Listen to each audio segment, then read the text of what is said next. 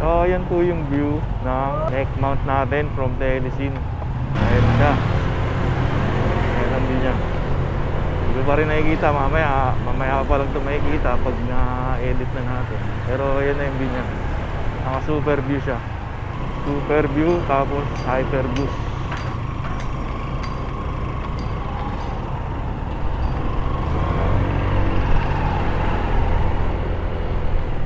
Sa susunod, try naman natin yung horizontal.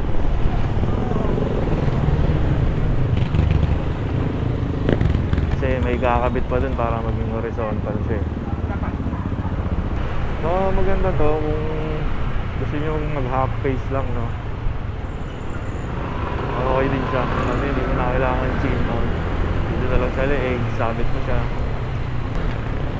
Okay na, ayun yung view nya.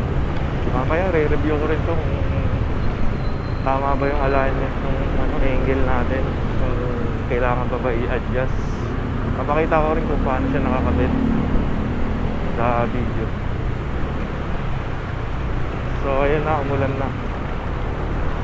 Tayo dyan.